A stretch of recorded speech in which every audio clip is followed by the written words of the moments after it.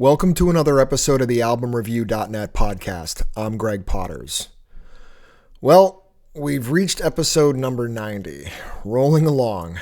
Thank you to everyone who's been listening. I couldn't do this without you guys, without all of you. And for this episode, I complete the circle. I'm so delighted to have this guest on my show.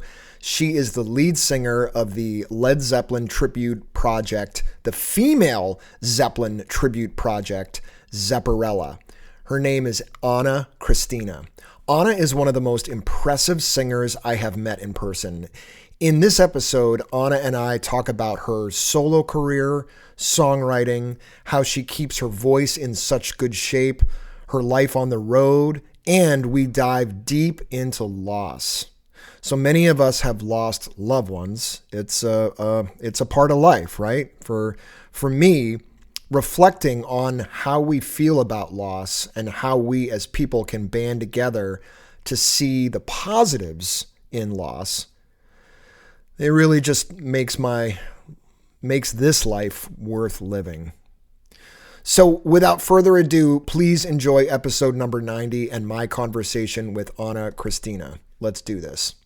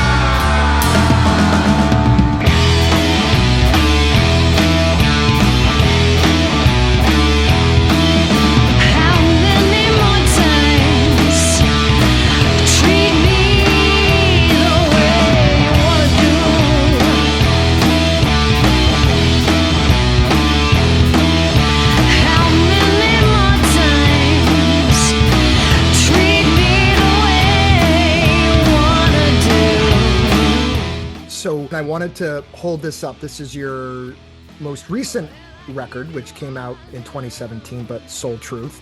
Yes. I want to talk with you about that a little bit today, but a lot of other things. Anna, I have to pause for a second and I'm so thankful and feel so lucky to be able to talk with you today. I've really grown accustomed to your band. Yesterday, I was learning how to play Going to California by watching Gretchen's videos, and I now set aside 15 or so minutes a day to do that. So I'm like growing and learning all this awesome stuff. But to have you on the podcast, which I've been doing for over 5 years now, is just a treat. And so today I wanted to get into your band, Zepparella, but also your solo music, among a lot of other things. So again, thank you so much for coming on this Friday morning. My goodness. Thank you very much for having me. It's an absolute joy. It was wonderful to meet you at the show. I love the sort of deep dive that you do with music and albums, and your sort of what comes across as really deep care about the music. So it's really a joy and an honor to be here, and I'm just happy to have this time to have this conversation. Likewise. Thanks for having me. Really, thanks for having me. You're very welcome. So first off, you've been so many things to cover, but you've been the Robert Plant, so to speak, the lead singer with your own twist for in my opinion, the fabulous Zeppelin Tribute project, Zepparella, for over a decade. But I read in your bio, Anna, that I actually didn't know this, that at one point you left the band and then came back, rejoined, which I'm glad to know. But just out of curiosity, back when you left, what prompted you to make that decision? There was a lot going on in my life at the time, and there were just different tracks different tracks, and I was having some things externally in life that were a bit pressure filled. Sure, I can understand. And it just seemed like the rhythm of life was calling for that at that time. Sure. And then oddly, right after that, I lost my mother Oh, just I'm a sorry. few months after that. So this So is it when, if you don't mind me asking, what this was year? 2011. Okay. Okay. 2011.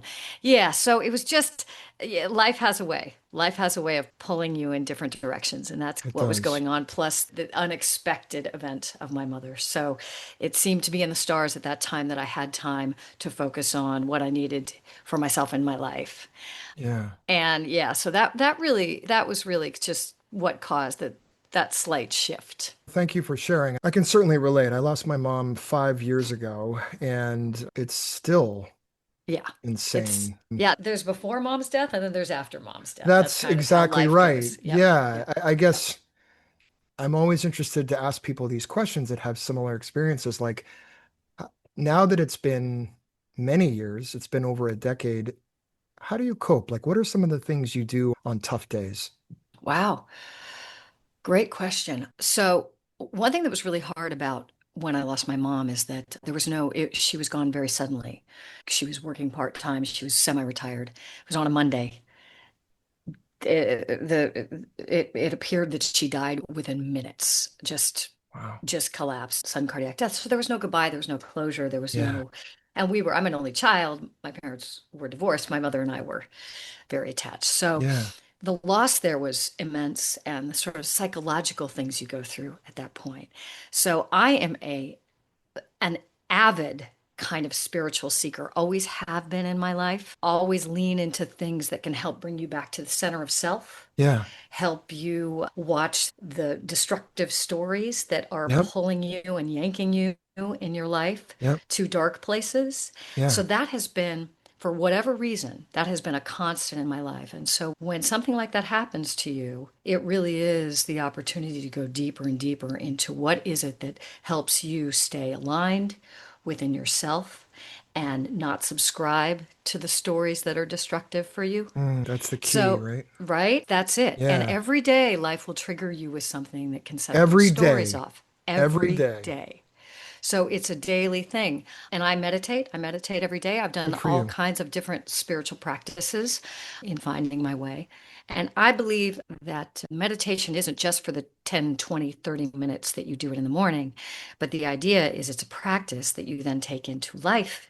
And as those triggers come at you, I look at it as that's your learning ground, that's your education ground. As those Yeah. triggers come at you, you try to put those practices in motion. Yeah. And so when my mother died, I went deep into a lot of things that came up for me and having to really bring those practices into a louder volume.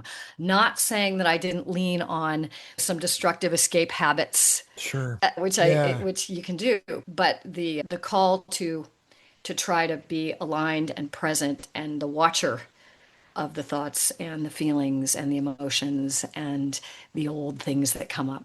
That is really that's been it. And it's a daily thing. It's a daily thing. Kind of. The sting of my mother's death has calmed a bit, has Okay. calmed, Okay. but the loss and the waves that come up, that's always going to be there. So it's the yin and yang of that's when you try to bring those practices into your life, at It least for sounds me. like you're pretty good at practicing what many might call a cognitive behavioral therapy. These are practices that I utilize as well. And what I'm trying to, I hate to say it this way, but beat into my brain is we are not our thoughts. And because my mom didn't really die suddenly. She was diagnosed with some illnesses, and about 6 years later, she passed. But the night that she passed, what broke my heart more than anything was the previous conversation I had with her was not extremely positive. And I if had a I could similar situation. Yeah. really, yeah, if I could get that back. But and I've grown to naturally just not even think about that and really more remember. I was just before we got on this call, I was talking to my wife about how We're such freaks. We go to the store and we'll buy something and then we'll get frustrated because when we leave, that store will send us another coupon and and it'll be a huge 50% off. And we're like, why didn't I just already bought that? So what we've started to do is we'll go and buy like half the stuff we need. And then 24 hours later, the store's company sends us a coupon. So then we go back and we're like, why do we bother doing this? And I said, this is what my mom would do. Like growing up, my mom would always it wasn't really email around, but like it was. And so it's just, I mentioned that because that's an example of something that she did, but I've utilized a lot of CBT, cognitive behavioral therapy tips, and always interested to pick people's brains on how they manage through it. And I feel, for me personally, I don't like to go at it alone. I have a network of friends and family that I reach out to when on tough days, holidays, and things like that. So, but deeply sorry for your loss. And even though it was over a decade ago, I'm sure like you said, the sting isn't as maybe severe, but it always stings. So I guess, did you go through a period of sort of recovery and healing, and then did music or Zepparella come naturally calling back, or what prompted you, and how much time did you spend away? What prompted you to end up rejoining? Yeah, that's a great question. I think it was a culmination of a lot of things. Yeah. After my mom's passing, I also had a bunch of songs I wanted to record, and that's where Soul Truth comes into play. Nice. And a lot of Soul Truth is about struggle. It's about Definitely. the redemption from the dark voices to the light. I mean, like Exactly. that seems to be the kind of theme I write about, and and overcoming, resilience and struggle and those kinds of things. But so that took, of course, a lot of time, along with me continuing to gig and work just locally, which I've done for a while. Sure. And then when I finished Soul Truth, shortly thereafter, during that, so right before I left, within that last year, we had recorded When the Levee Breaks, and The big all of a one. sudden, The big video. Yeah. yeah, having no idea. It was just, we thought this will be fun, this will be cool. There's some harmonica there, everybody, and it started to climb a bit, and I started to get all these messages on Facebook about it, and I wasn't as aware, but then someone's, I've been doing the numbers on this, and I think that I crunch numbers for a living, and I think you might be at this many million by this year or whatever, and 25. Sorry to cut you off, but I checked a week ago and it was over 25 million. Okay. Yeah.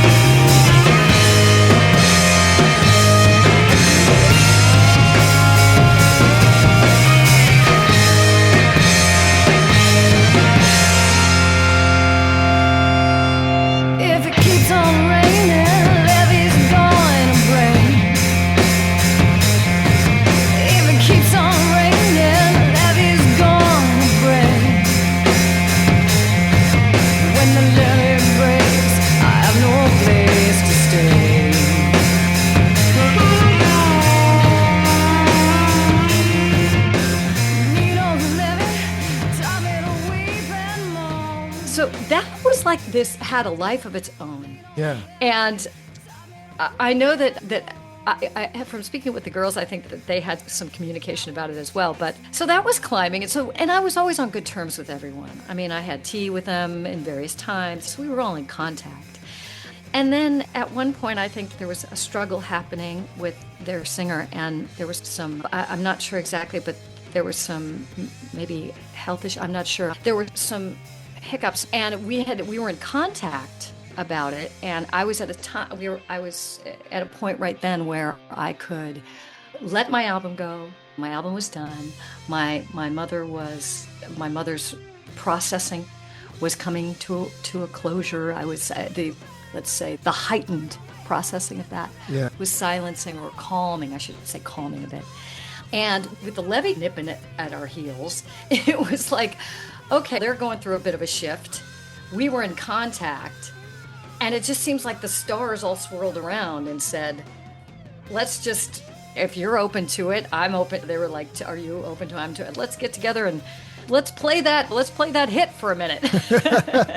And also for musicians, right? Like yourself and a singer and a songwriter, you can't push that bug away. Like you can't fight that thing. I found through my life that it's always there.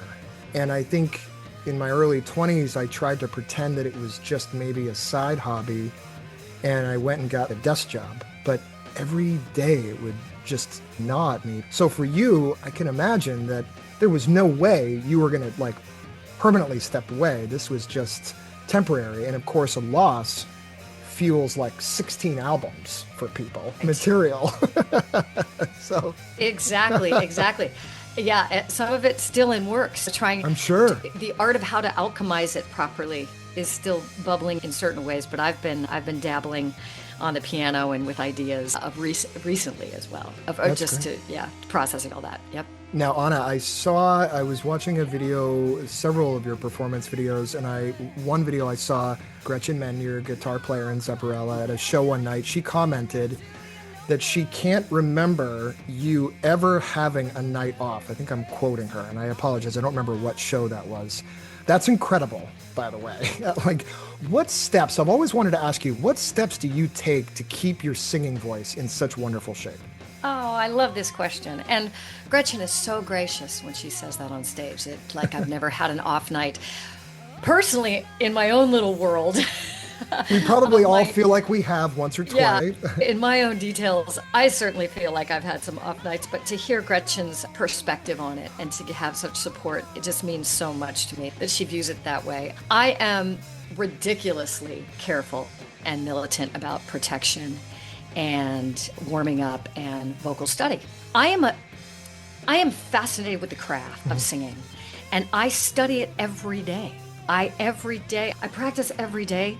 I take maybe a day off or two if the voice needs to be rested. It's good to take a day off, but I'm on it every day, and I'm looking up different voice teachers online. I've taken many voice lessons with many different people. I think it's important to find your own process, to find your own method.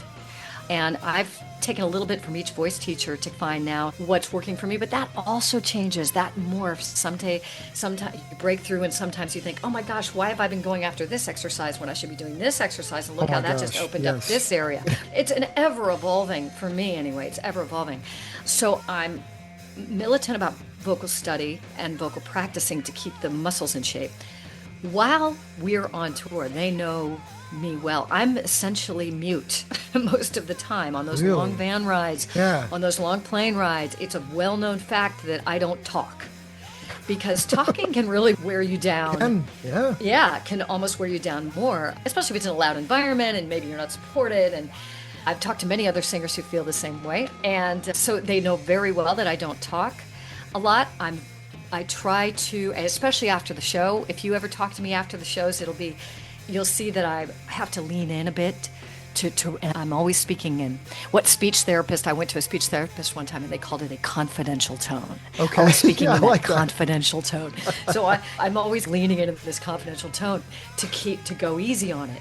I cool down after the show. I do these little exercises that bring the voice back into a more of a speaking range. Right. Yeah. So mainly try not to use it around the shows on show day. I'd try to stay off the phone. Mm-hmm. And then the warm-up, getting it aligned for the show is also very important for me to get it to the place where it feels like I can hit those high notes. Because Plant, his range was insane. So Insane. it's high for women. So that's really it.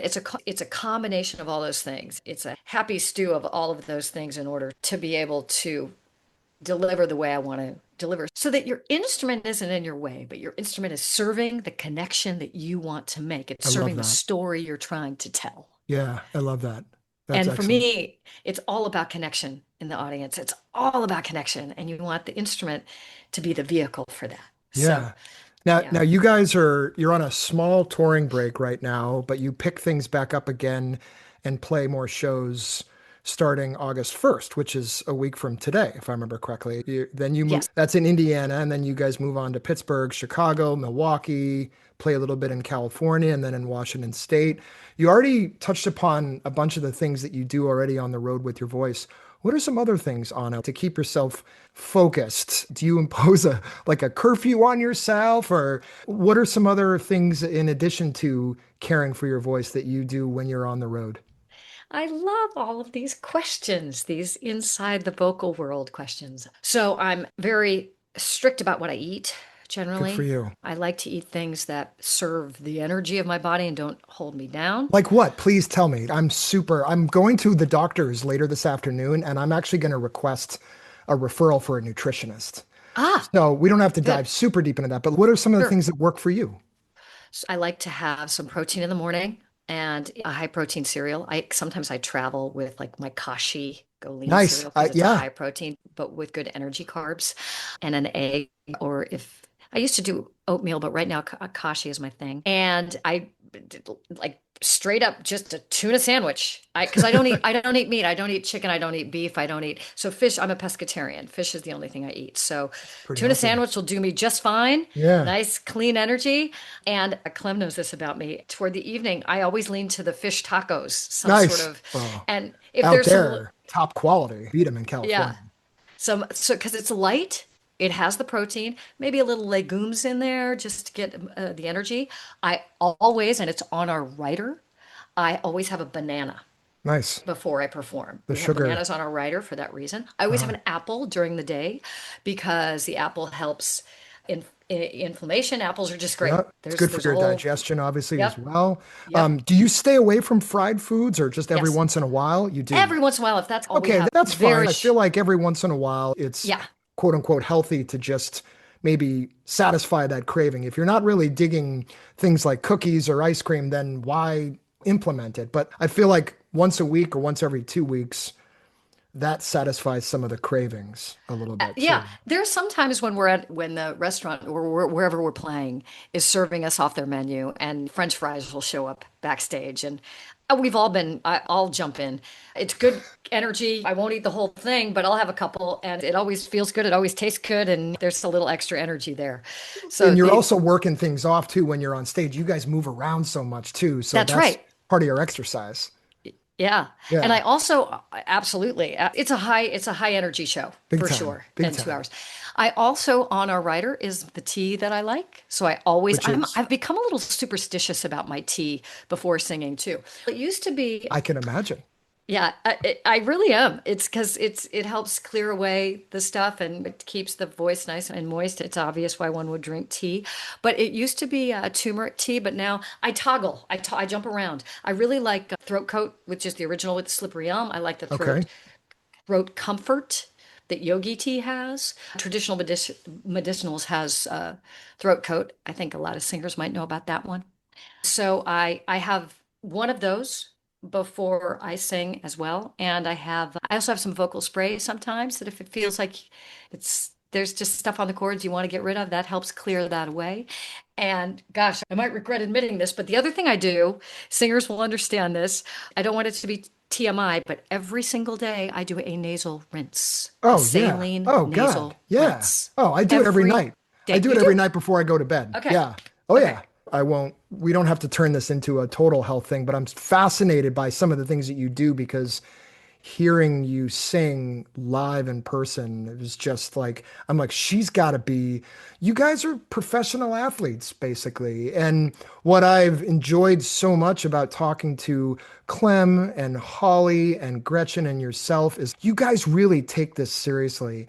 And the misconception that I had as a 20 something or as a teenager, and maybe it was back then, but that it was like debauchery and don't take care of your body and craziness. Like, I don't see how anyone can last anymore these days. And I have so much more connection now when I talk to musicians like yourself that are caring more for their health. I think the not caring, that's out. Like that's It is. It's like it's lost its cool. right, exactly. Been there and done that a Yeah. little bit. So yeah, The result is fairly guaranteed. pretty much. It's pretty guaranteed kind of all the time Yep. what the result of this is going to be. Really fun for a little bit and then horrifying afterwards. And, Yeah. and then slightly horrifying.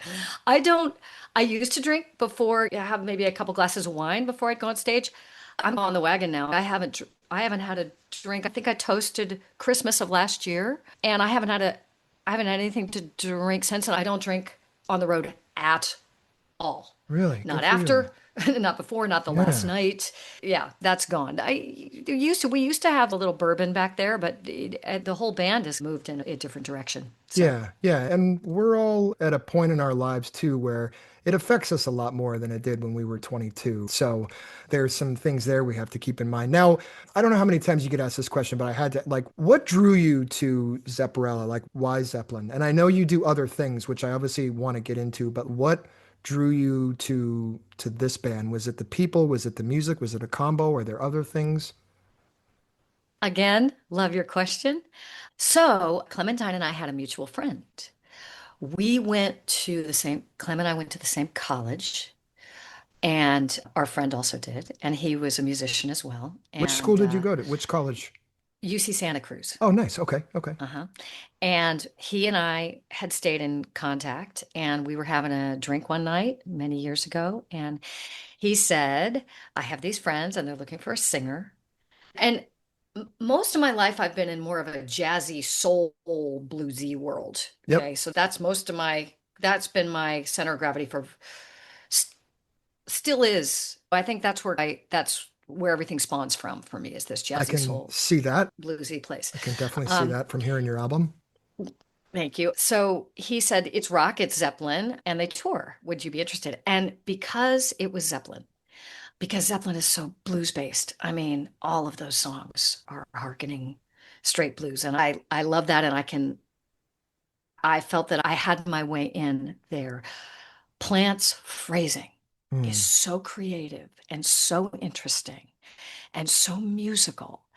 And that was a delight to step into and get inside of.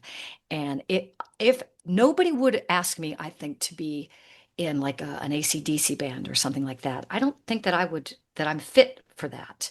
But Zeppelin, because of the blues and the phrasing and everything, that I could find my way in. I felt that I could connect the dots to what was already natural to me. Oh, it's such an Uh, interesting answer. I wasn't expecting this. Okay, keep uh, going. Sorry. that's okay. And then because as we all were, I was moved by Zeppelin in my younger years.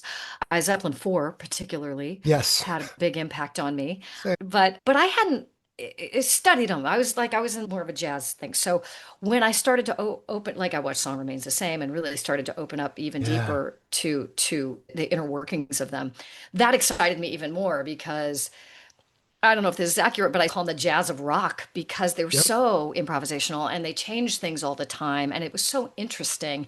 And there was so much musical listening, and there's all this vocal play between Plant and Page and things that are, to me, in that improvisational jazz structure ish in a way. So that spoke to me as well. So all of those things, once I could see myself taking that kind of a leap, because that would have been the biggest musical leap I would have ever taken from what I was in in what was in my zone, what was in my wheelhouse comfort zone. And then I did the audition, and I speak of this on stage, and I met Clementine, and I met them all. And the energy in that room was undeniable of these are cool, cool people. Right. I would like to experience making music with these people. So that was another win. So there were all these elements that came in to play to lead us where to lead me there, to lead us to actually going forward in joining forces. Yeah. Yeah. So that's the whole road of how I got there. And so you touched upon a little bit of this already, Anna, but what was life like growing up? So you were an only child. You were born in LA, is that right? Yeah. Because my What parents, part of LA? Silver Lake. Okay. Okay. My And parent did you stay there most of your childhood and growing up? No. my parents were born and raised there. My parents were from there. My father was a jazz bass player at the time, playing in the clubs in LA. My was an artist. She later went to school studying fine art. But qu- shortly after I was born, my father's he just he I don't want to speak for him, but I think he just wanted to change where his life was focused at this point. And he Mhm. loved playing bass. He loved it, but I think he wanted to explore other parts of what he was interested in. So he Oh, went to seek his PhD in psychology. wow. And that got us moving around all over the country. So I left Los Angeles, oh gosh, probably when I was four, Okay. 4 or 5. So I don't ever consider myself from there. Right. After I was born there, but I don't really consider myself from there. After our travels all over the country while my father was getting his education and going to school in different places and then finding work while he applies to grad school and then getting a job. I moved all over the country. I went to 4 second grades, 2 third grades, Oh, two wow. sixth grades, Oh, like all wow. over the place. Just me, my parents, and our dog Mojo in our red VW van. I Nice. kid you not. I moved all over the place. And then You guys and had a then VW van. That's we had a red with a sunroof. I'm seeing the I new have ones pictures of around it. now. I'm seeing the new ones. Have you seen those? Or no, I'm sorry. I'm thinking of the bus. So that's different. It was the Um, bus. That's what we it was had. a We had bus. the Okay. bus. Yeah. Yeah, Yep. not the new ones today are Which nowhere are more van-like. cool, in Yeah. my opinion, as the old ones. So They, you always remember they, those things, right? Like the car, the insides of it. I can close my eyes and almost reach out. And I can remember there was a cut on the back of the seat about 5 inches from the left. I can touch that. I remember as a kid putting my hand in and feeling the foam, like just vivid memories of those types of things. So you were an only child. So you answered my next question that music, art has really always been in your life, right? So it didn't seem like it was a step in a different direction when you made the decision later on that you wanted to be an artist or you wanted to be a musician, correct? yeah. Yeah. And honestly, I don't know because yes, my father was a jazz musician, and there was a few, he'd have rehearsals at the house, and there were a few times when they would let me actually sing with them. And there was one time, I think my first live performance was singing Summertime with him at a little jazz festival when I was 11 years old, because even though he was getting his PhD, the bass was always there, and he would Sure. still do gigs every now and then when he could. So even though that was there, and not just that he played, but there was music on in the house, he was an avid, he collected albums.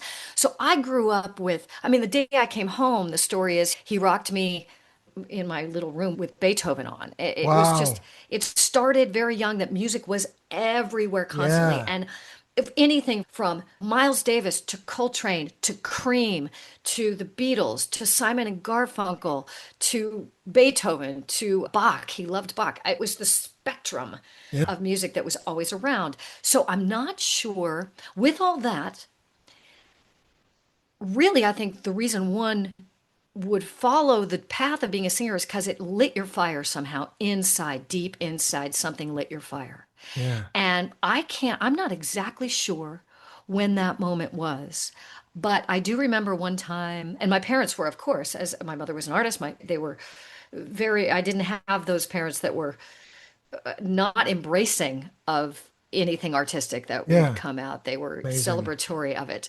But I remember my mother was as much of a music appreciator, so I always make sure that she gets as much credit as an influence as my father, even though he was the official musician. They both had a great deal to do. She brought me to a cabaret show one night where a woman, and I was young, gosh, I was probably 10, 11, 12, I think.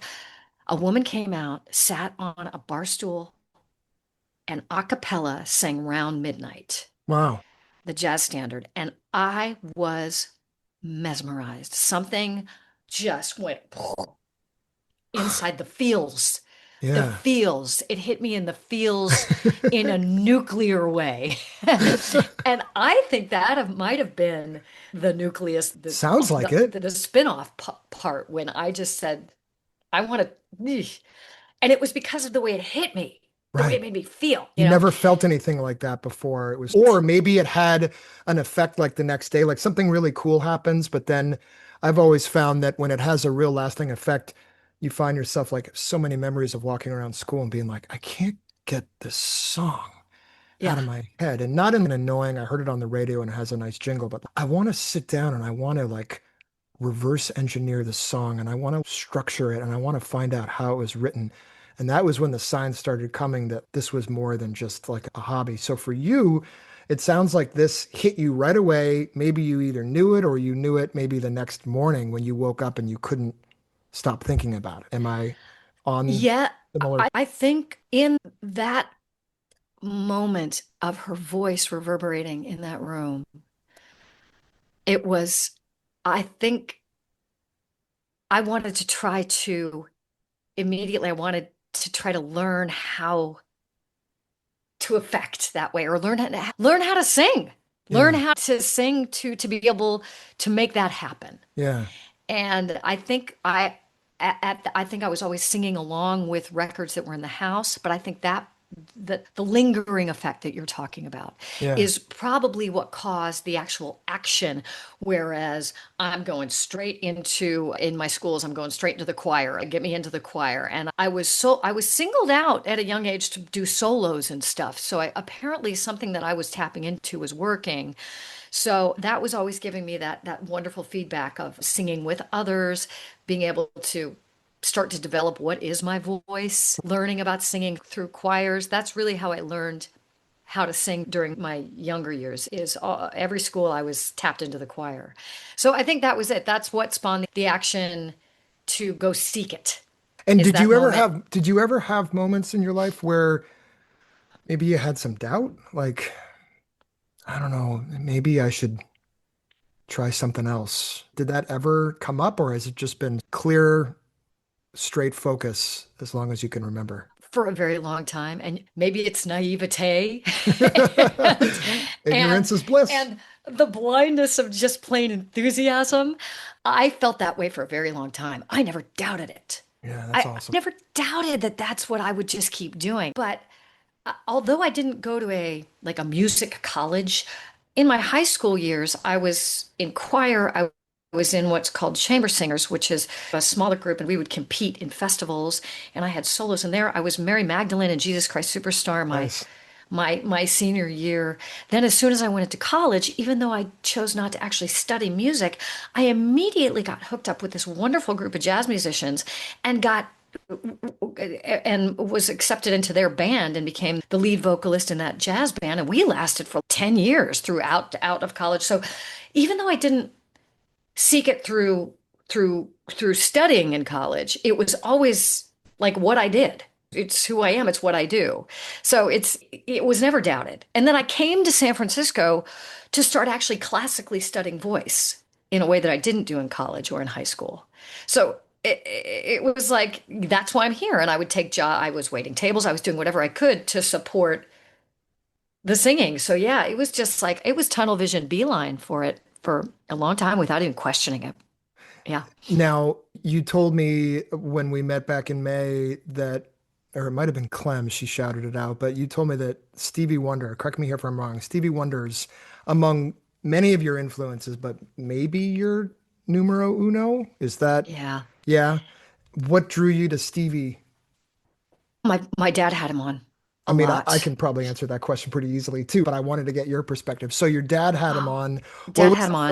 What was the first like for me, my mom used to play I Just Called to Say I Love You. And quite frankly, not at the top of my favorites. And it wasn't until I was in London and I was at a party and somebody played Inner Visions. And It's like, what the is this? And Right. then did the deep dive and went back, and then the love started. What is the draw for you? Why is Stevie number one or at the top, close to the top for you? Talk about hitting you in the feels. Oh my God, so much of his music.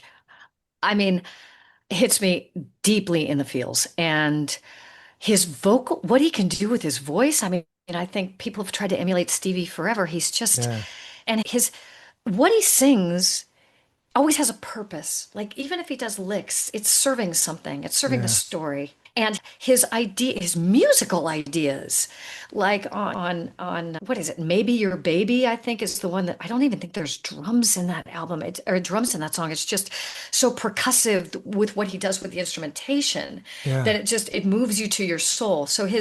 And I was too young to understand this Of intellectually, what was course. going on. Right. And I think I could be wrong, but back in the day when you get your first CD player, I think one of the first things my father gave me was a Miles Davis album and a Stevie Wonder album. I think those were some of my first two CDs to ever have. And I, God bless your dad. Yeah, oh, that's he's got just crazy good taste. He's got crazy good taste, really good taste. And the way music works for me is I'll let an album wash over me, but then I obsess about a song and I listen to the thing on repeat. I can't get enough of a song. yeah. And there were so many of those with Stevie where I just was like, I would this one song in repeat all the time. And it happened in different stages of my life. Different songs like As might still make me cry. As my heart, my feel, my everything. I remember one time there was a discord I was having with somebody.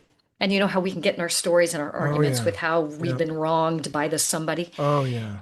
And for some reason, Heaven Help Us All came on the playlist. And I just on repeat, Heaven helps the man who kicks the man who has to crawl. I mean, I, I was listening to that song over and over again, and it yielded and pointed me toward and eased me into complete forgiveness of that situation that I had Really? been in that was causing me such discord. So Stevie hits me on like levels that Yeah, aren't I just get it. music appreciation. Right. There's so much in the stories that he tells, the way he tells it, the messages that he says, the way he says them. So it's the full all the way around for me. I can really empathize with this, Anna, because it sounds cliche or maybe cheesy, but I've always looked at music as medicine. And sometimes I forget how important it is. When I was a kid and I would have whatever, a tough day at school, I would go home and it was much better with the headphones on and I would play something.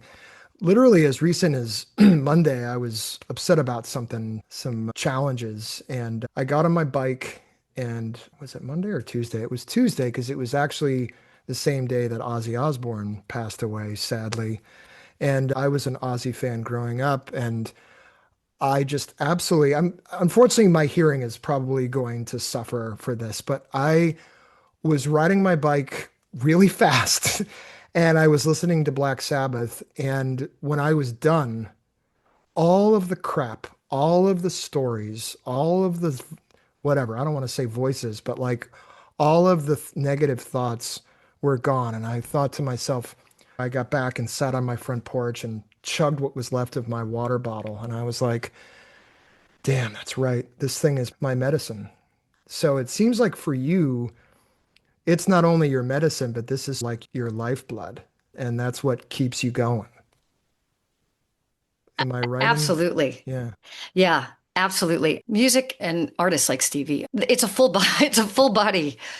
Like I can tell, I will often get goosebumps and chills from music, and it's a magnet that tells me which ones are really getting to me. It hits me very emotionally. I often will tear up with songs or feel the goosebumpy thing, and it always makes me think differently about things in my life. Like songs will bring a concept of maybe how to relook at something or how to move forward with something in unexpected ways.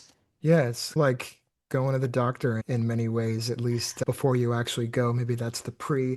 Maybe in waiting rooms, they should just have music to calm us down a little bit more, at least for some of us. So, Exactly. you've talked so much about how music affects you. I wanted to get your take too on like, what is your impression on what we, I guess I'll preface it first. We talked about the way touring was with some bands 20, 30, 40 years ago, like the 70s and 80s. Forget it.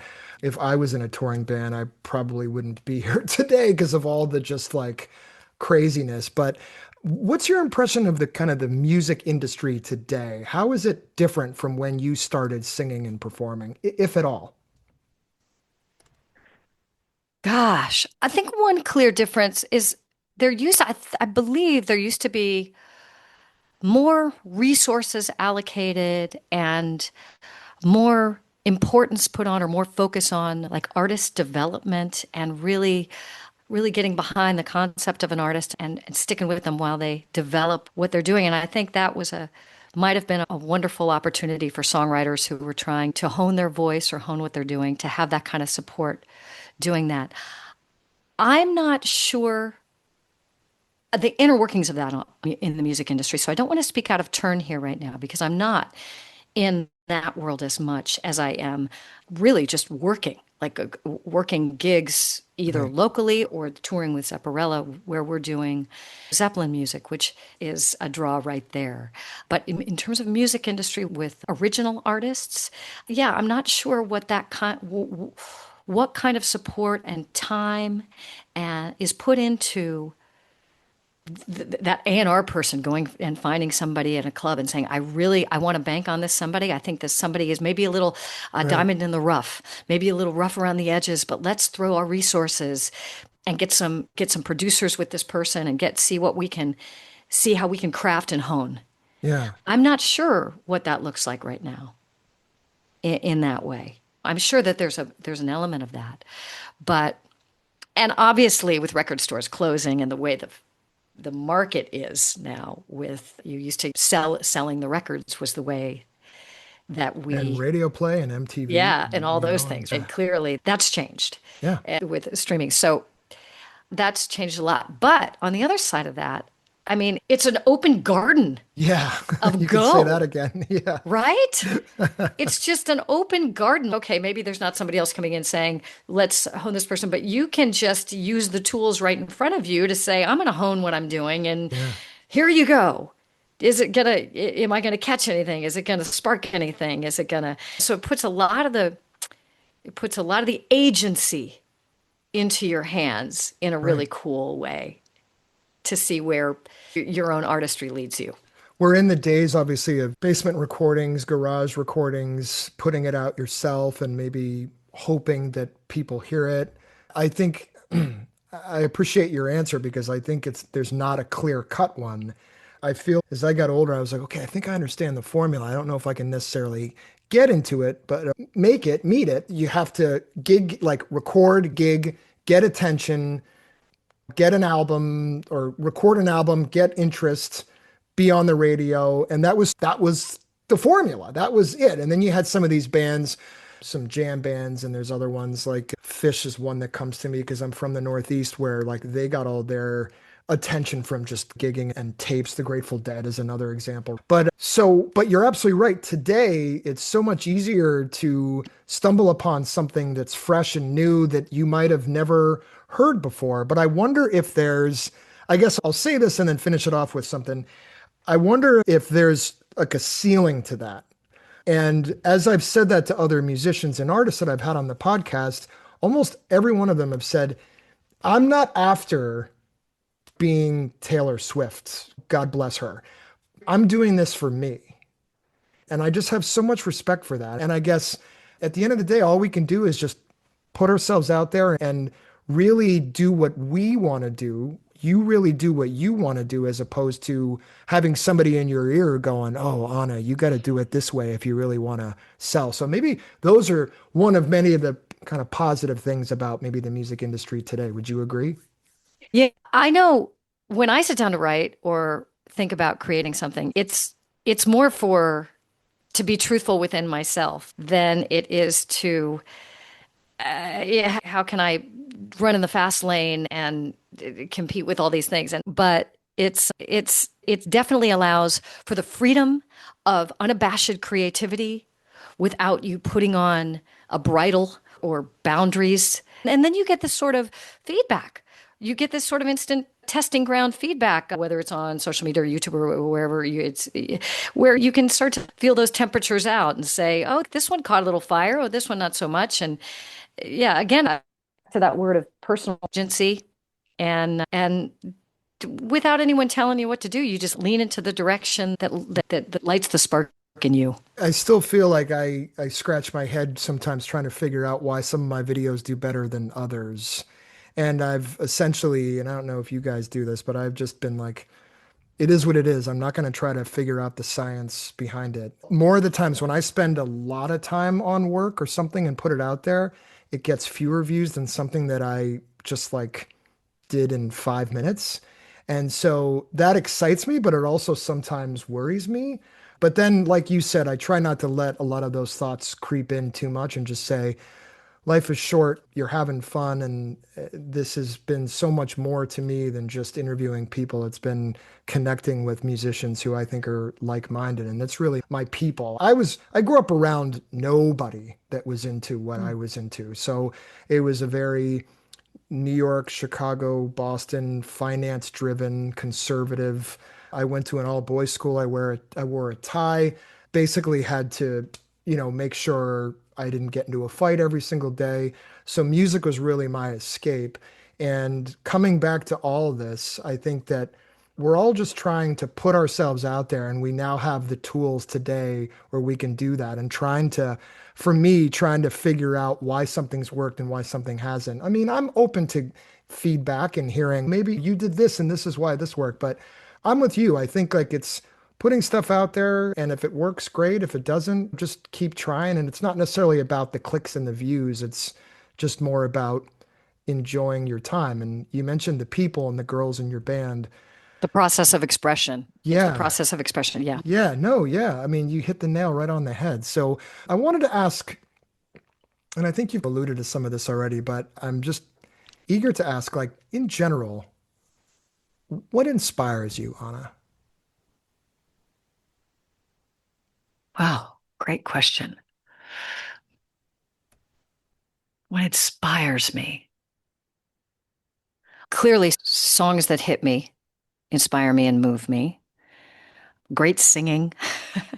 Great singing inspires me and moves me. I mean, I went through a whole Aretha phase too. As much as I went through a Stevie phase, I had her entire collection. I mean, I think through college, people knew yeah, I had Aretha on constantly. She was another big inspiration. A whole other element that I love is stand-up comedy and comedians. And I think they're about the most courageous human beings on the Oh, planet. totally. Cour Courageous beyond belief and insightful. And I always get inspired when I lean into any sort of like a really good comedy actor, stand-up comedian. So that inspires me. In terms of that thing that we touched upon in the beginning of this conversation of just the daily life practice of spiritual mindfulness and spirituality, when you can find yourself, when you're able to really hone presence and really be present in the moment and find the distance from the chatter, the disruptive chatter that goes on, and you can Right. really find an inner calm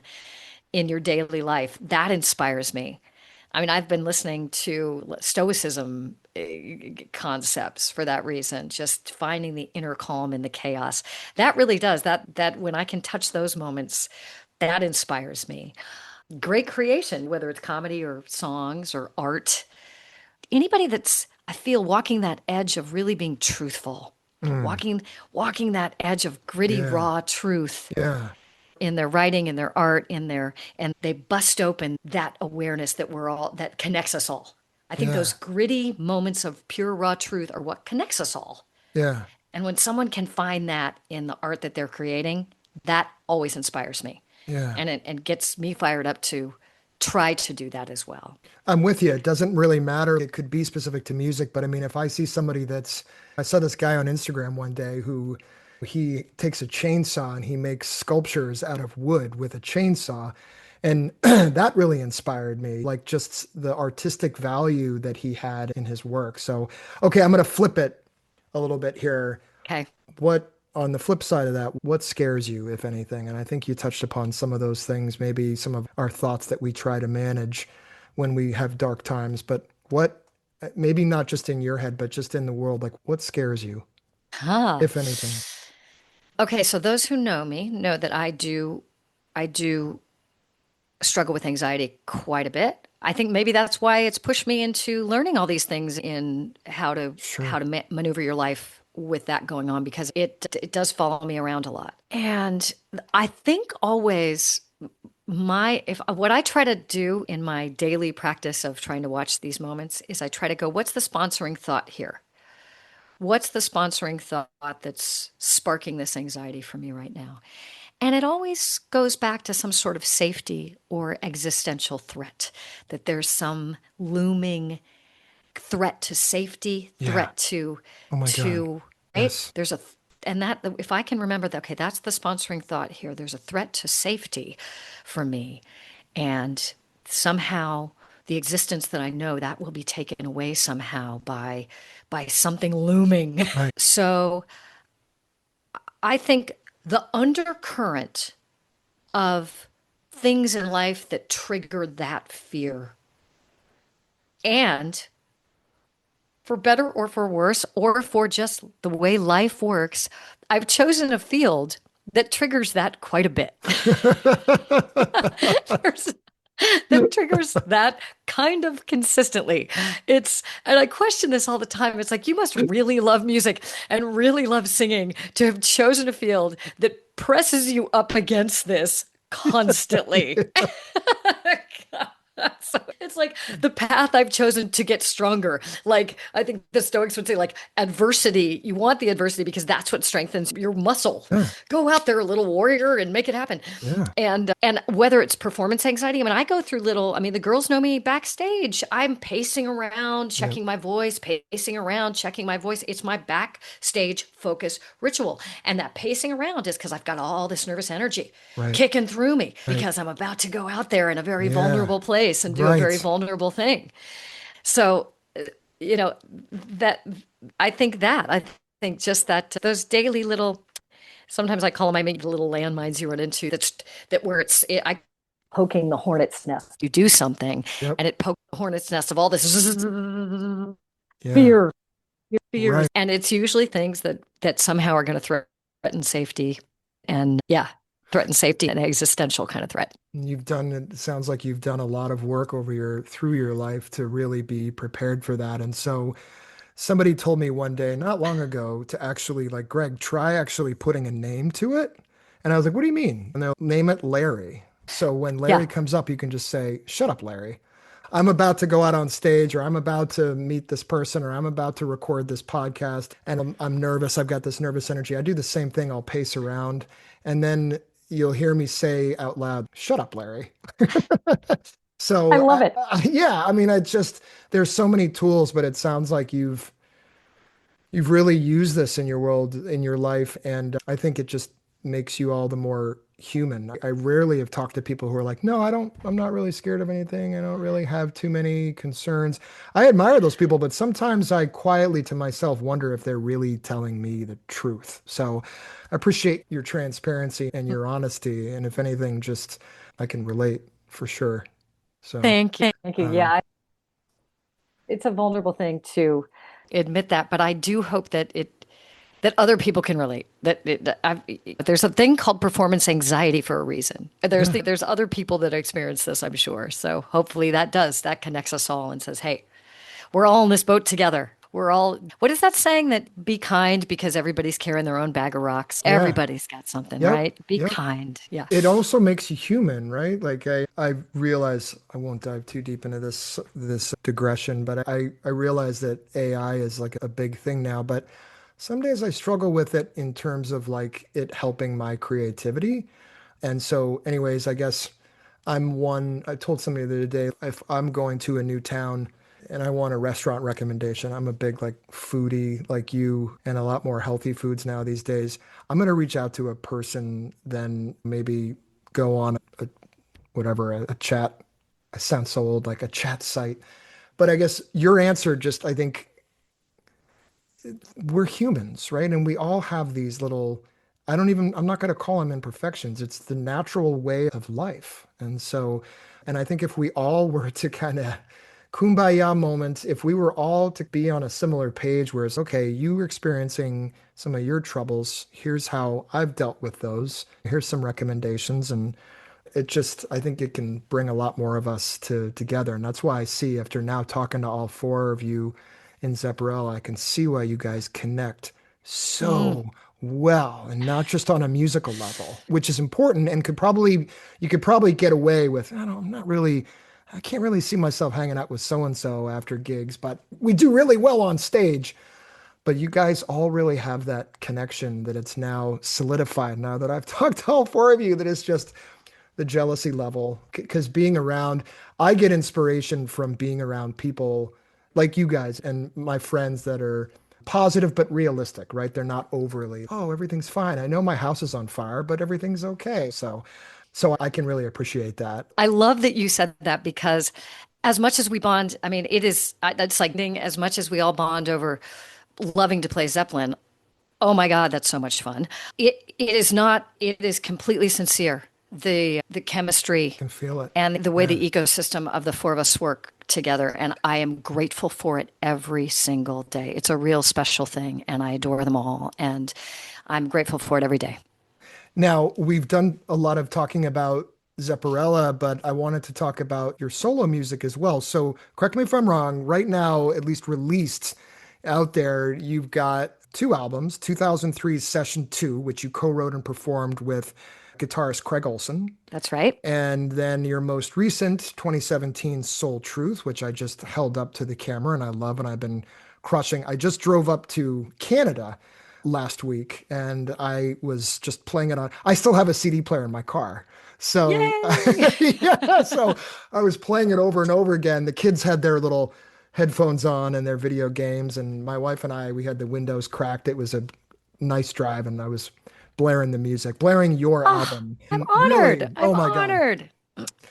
Yeah, it kept me company during that. It also, I was like, oh my God, I want to write some stuff down because I have so many questions for Anna. But then I was like, no, I'm going to focus on the road. And then when I get to my destination, then I'm going to sit down and write some stuff. So, but I just quickly, side note, you mentioned earlier a Stevie song that practically makes you cry.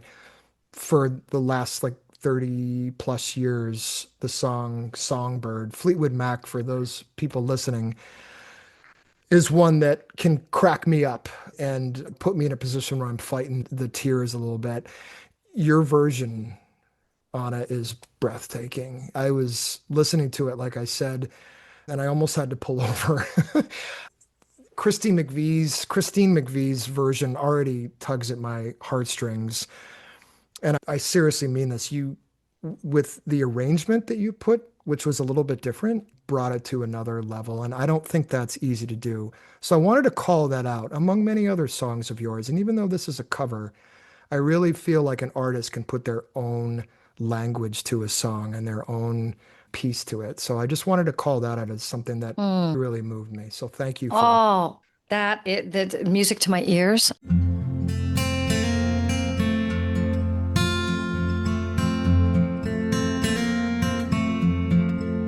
For you, there'll be no more crying.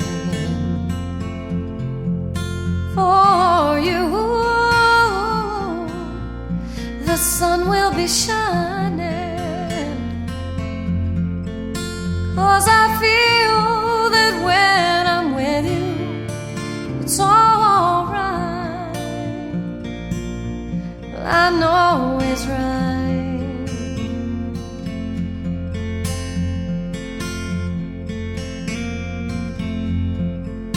To you, I would give the world.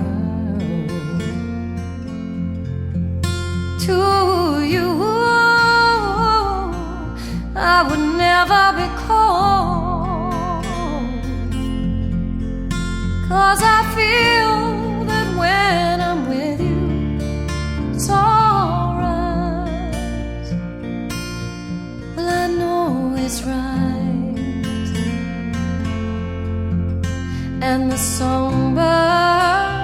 keeps singing like she knows the score. And I love you, I love you, I love you like never before.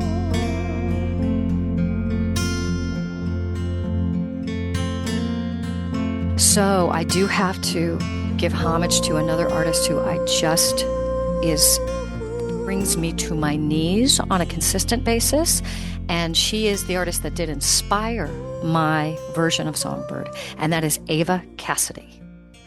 Yes. And Ava Cassidy does a version, and I'm referencing that a little bit, but I like to think that Dave Weeks and I, Dave, who's playing on Songbird, that we brought our own energy and emotion to it as well. And I really, in my heart of hearts, and when we were recording, that one was for my mom. You know, I was giving that one to her. But that's one of my cherished recordings, and so it means a lot to me that you singled that one out. Truly, really means a lot. There's others as well. I stumbled upon it a couple weeks ago as a short documentary on YouTube produced by Dave Weeks of the making of Soul Truth. And I was like, oh my God, this is awesome. I'm a documentary freak. I could watch documentaries all day long. I joke around with my wife. I could watch a documentary about a watermelon. I just love documentaries. And so with exception to I think that song, you wrote, correct me if I'm wrong, you wrote all the songs on the album on piano before adding the remaining instruments. With the exception of the song Released, which is one of my favorites, you recorded on piano, but everything was written on piano and then later translated. Correct. Okay. Correct.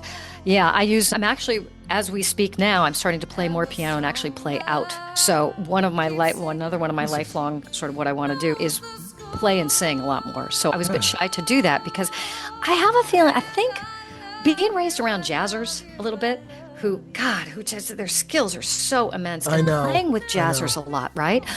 It can be intimidating. Very. And I would hear things that I was nowhere near capable of playing. So I just got frustrated with myself. And I just didn't have the time to get the chops to where just let him play it or her play it. They're going to kill it. So I would always just use the piano as a writing tool and used it at home a lot. And I know how to write basic charts. I know how to communicate with my players to let them know what to play. But that was always understood for me, this is the tool to write with. But the actual playing will be by people far more advanced than myself. Released was the one that the song only calls for the simple part, the simple basic melodies that I wrote, the basic piano piece that I wrote for that song. That's really all it calls for. It doesn't need more than that. So that one I was okay playing. Hopefully, as I start to strengthen these skills, I doubt I'll get to the jazzer place, but I will certainly, I think, be able to, in a stronger way, accompany myself for the types of songs that I write. And that's very exciting for me. But yes, and I have no regret at all about everybody that played on that album because they were all just amazing. Fabulous.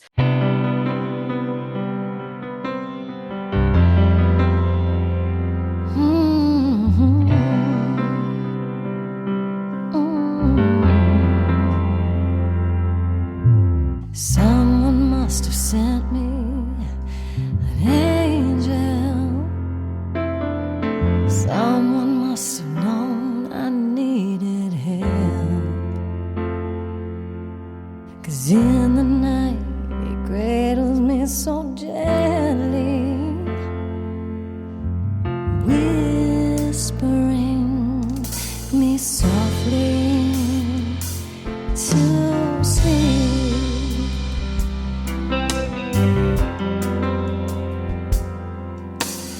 When did I know I'd found an angel?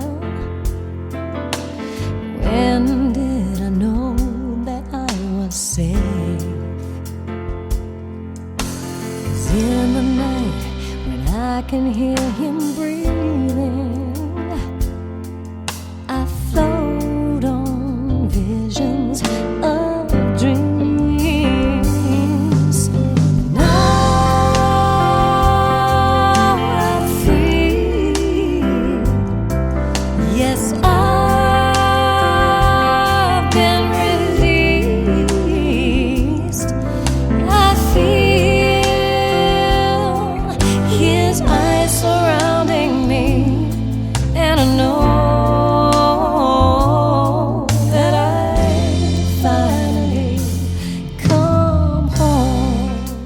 Now, you also recorded all the backing vocals on the album as well, which was wonderfully placed.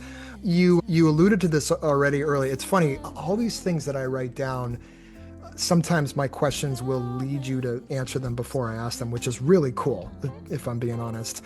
After talking to Clem, to Holly, to Gretchen, you've all had solo projects and you've all had different influences in your music, in my opinion. Clem's solo projects are mystical, magical. These are the things, this is what I had to pull over at a cool little country store in Vermont on my drive up to Canada last week, write down. I think of mystical, magical, mellow when I listen to Clem. She's got some faster songs as well. In comparison to Holly's band Dead Groove, that's straight up like rockin' blues metal. Gretchen's is blues, but a lot of instrumental improvisation, almost prog rock type like. Her and I talked about this a little bit when we had our conversation. And you already nailed it earlier. Like, your music is very soulful, very jazzy. And so what I wrote down, Anna, when I got to this place, I wrote it in my phone, thankfully. I picture myself walking late at night in either San Francisco or New York, and I stumble upon a nightclub, and it's really late at night, and every other bar in the neighborhood that I'm in is closed, and it's raining. And I walk in, and all of a sudden I walk into this dimly lit room with seated tables, like Jimmy's, where you guys performed in New Hampshire, and every person there has got their eyes fixed on the stage, and there's just one light, and it's you standing up on stage singing this soulful, jazzy music. And the only thing I can think to do is grab a chair and just sit and listen.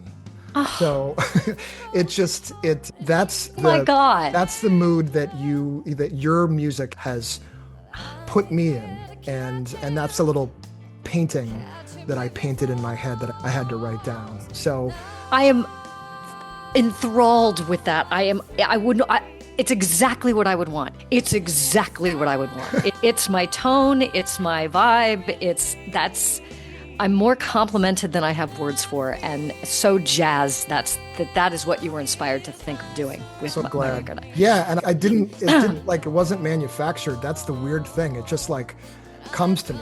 And I don't know if you're like this, but I've got some musical friends in my life, but I'm around a lot of people who aren't. So I'm always known as Greg, the music guy. And I'll say those types of things to people, and they'll be like, huh? And it just makes me like the thought even more, because I'm like, yeah, like they don't get it. But I mentioned that to a few people, and they're like, I think I can see, I played your record, and I think I can see what you're getting at there. And I'm like, no, they can't see it. They're just patting me on the back because they don't know what else to say. So, but I guess you already answered my question, which was going to be, where do you think those influences came from? But you already touched upon that already. So I feel like a lot of times these influences, we don't necessarily pick them, they pick us, right? I mean, that's how I feel. Absolutely. Yeah. No, it's what hits you. I mean, I've said this, I feel like I've said this repeatedly, but it's what hits you. Yeah. What hits you in the feels, what lights your fire, what lights your spark. Right. And that leads you to follow that.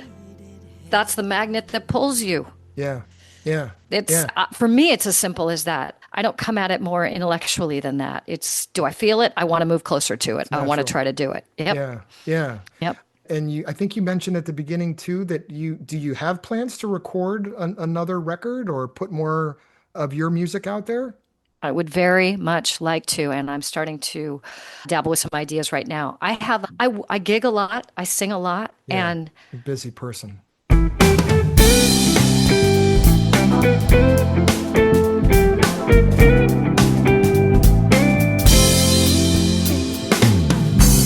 a little buzz on this morning.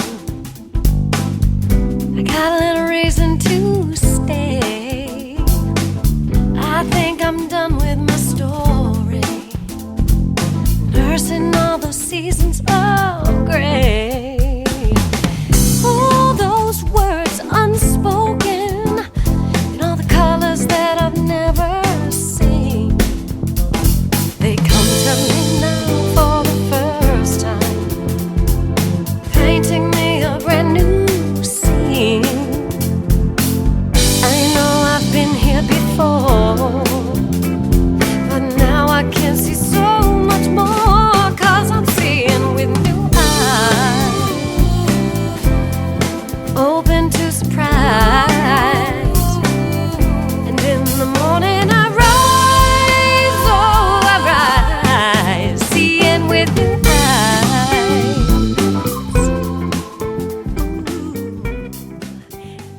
I really focus on whatever task I'm doing. Like Yeah. I throw a lot of focus into that. And so if I'm performing in these different scenarios, that's going to take my focus. And maybe others can do this. I don't as easily switch gears on the same day, let's say. I've spent all this time working on this material for this performance coming up. Now I'm going to turn and work on this song I was writing. It's like turning a big ship for me. Yeah. It doesn't shift as easily for me. So if a lot of my focus is happening in performances that are coming up, material for those performances are coming up, I tend to I throw all my energies right there. And maybe in the morning, like some idea will come to me and I'll throw that down on my phone. But going deeper to explore that idea and expand it is going to have to wait for another day. Sure. So that's the juggling I'm doing with my life right now, is how to balance. And I'm slowly trying to, slowly trying to inch away at maybe throwing a little bit more time on that song idea that came to me that morning. Even if I have all this other material that I'm working on today, maybe I can throw a little bit, do that 5-minute rule or the 10-minute rule. Just give it right 2 lines, right? Make your life right 4 lines. Right. But on days where I have a few days before performances are happening, or maybe it's not the workload isn't as crushing for the material that I'm learning or doing, that's when the little sparks will start to fly a little bit more in the writing. And that's starting to happen more often. And again, I think it's a spiral. But I can feel those things bubbling as we speak. So my hope is, yes, there's going to be some more songs coming out. Like a true artist, you're letting the inspiration come to you. And thankfully, you're not in a position where, if we harken back to the days of like where it was like you have a record contract and you sign a contract, you have to put out 4 albums in X many years, and there's story after story of musicians being like, I can't take this, I can't be forced to be creative. And there's certainly been some success stories, but a lot of horror stories as well, where people, they go crazy or they end up quitting. So it seems natural that, like for many artists, it's got to come natural to you. I was diagnosed in 1986 with attention deficit disorder, nothing serious, and now today it's called ADHD, but I have trouble shifting as well. I have found it to be somewhat helpful. I do have friends and people who I seek therapy from that have tried to guide me along that. And it is difficult, but like I've resorted to, especially with my podcast work and then also being a husband and a father, I'll set an alarm, right? But to your point, Anna, it's not always easy. And I've found one of the biggest mistakes I made early in my time building this business, I tried to force the creativity, and then I would go back a year later and listen to the episode, and I was like, that episode sucked. It was just all forced, and I was just not myself, and it was just canned. And so I happen to agree with you, and I give you a lot of credit for relaxing, taking a deep breath, and letting that come to you when you have the time. And when we have free time, when you're off the road, it seems like that's maybe you finish your cup of coffee in the morning if you drink, or you're a tea drinker, you drink some tea, and then you're like, I do have coffee. I have 1 cup of coffee in the morning. 1 cup of coffee in the morning. That's my vice. That's Smart. my one vice. Yep. Yes, me too. I know, me too. I know. I've become such a snob too. Like I buy certain beans online, but they have to be like certain beans from a certain place. Now that I don't really drink a lot anymore either, that's my vice. Yep, But that's my one vice. it's like you finish, it's mid-morning, you finish your coffee, and then you're like, all right, I got 3 hours till I gotta do something, maybe. And then you just let it come to you, or I guess it sounds like overall it's just not forced. And if the moment hits you, then you'll jot something down, or you'll do some writing, or sometimes a melody will just come to me, but sometimes it's because I just listen to something. Sure. If I just listen to something, then all of a sudden it goes bing bong, bing bong, bing bong, and I'm like, phone recording now, voice, phone record. Totally. Yeah, you need that. Did you ever own a dictaphone? No, I don't think so. Okay. No. I'm dating myself a little bit. Yeah, I had a dictaphone, and back in the day, it was like the 90s, I would walk around and just talk into that, like with the tape. Yeah, and then bring that back later to write with. But obviously now we have our phones, so those days, the sad creators of dictaphones are sadly out of business now. But I remember when I was really little, I think the tape my father recorder? had, the pushy thing. Hit record and play at the same time. And Exactly. Yeah. Or waiting for a song to come on the radio, and I'd have another radio next to it. And then when that song would come on, I would run over to my radio. So I had a cassette tape of like 30 songs that I taped off the radio, and almost all of them, the first like 10 seconds weren't there because it was me running to the radio to hit play record to get this out. But that was my like, how did you get this, Greg? And I'm like, oh, I recorded it off the radio. But it would be one speaker like yelling at another one. So it was definitely not quality recordings. But Anna, I realized that we're getting close. Oh my gosh. What a fun conversation. Is there anything that we haven't covered that you wanted to bring up? I always want to give people an opportunity if there's something that I might have missed. Oh my gosh. Thank you to everybody who comes to our Zepparella shows and shows us such darn love, my friends. You're the lifeblood. Love you all. It's a joy. I love this opportunity to talk about music like this. I appreciate all of your questions and all your thoughtfulness in it. It's been a delight. Thanks for having me. And to cheers to everybody keep following the feels and following what lights your spark.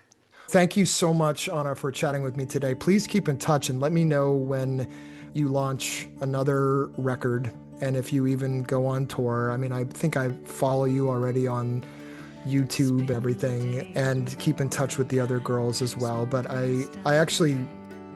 I'll bore you with this later, but there's a venue in Massachusetts that I want to get you guys in touch with the owner because I think you would absolutely crush it. I don't know when the last time you guys were in Massachusetts.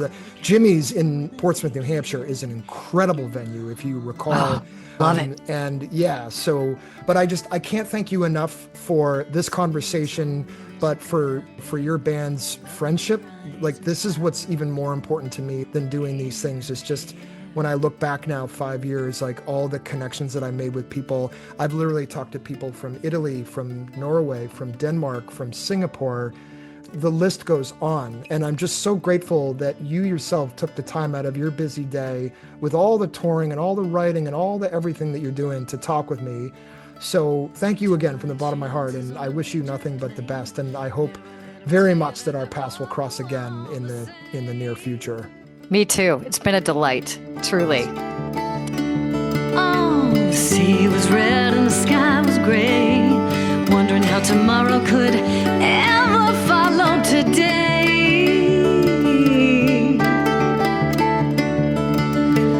Mountains in the canyon started tremble and shake. Children in the sun began to wake. Watch out.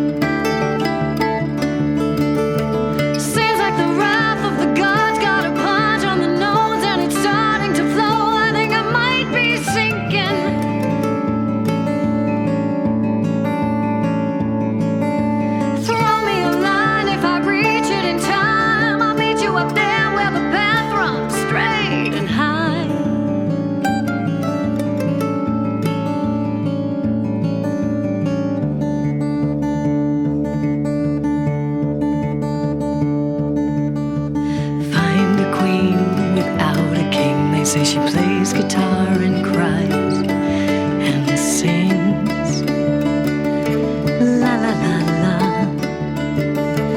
Ride a white mare through the footsteps of dawn.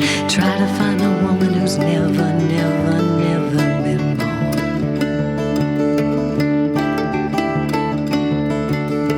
Standing on the hill in my mountain of dreams, telling myself it's not as hard as it seems.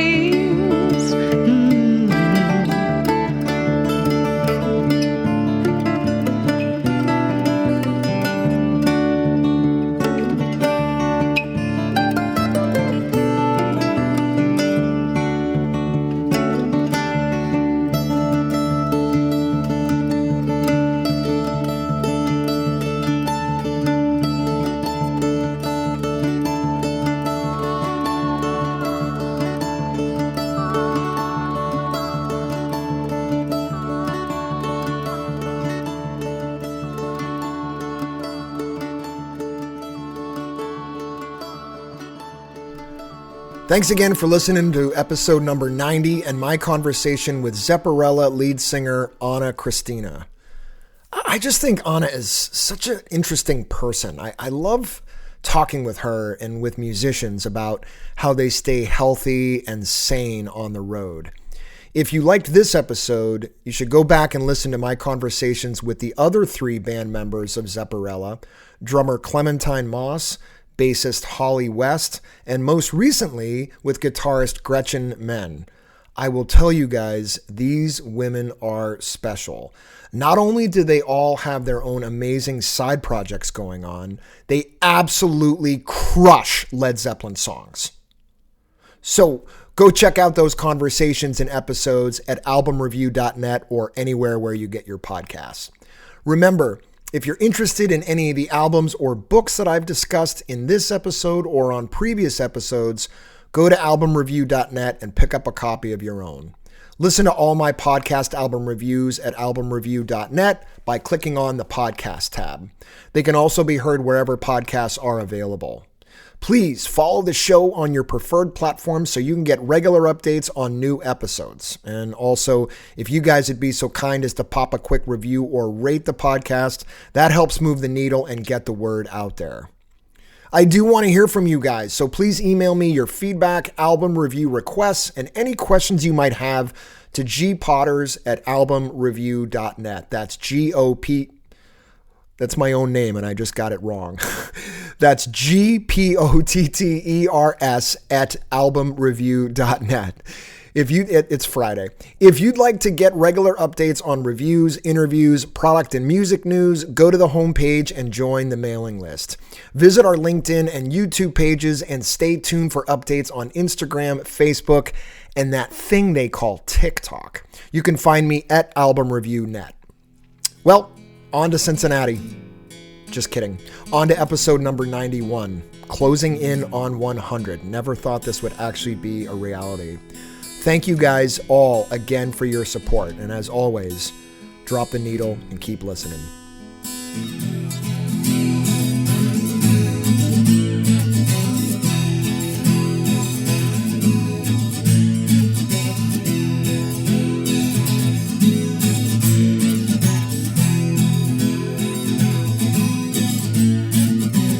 Take a trip down by the highway. Take a trip down by the highway. Take a trip down by the highway. Take a trip down by the highway. Take a trip down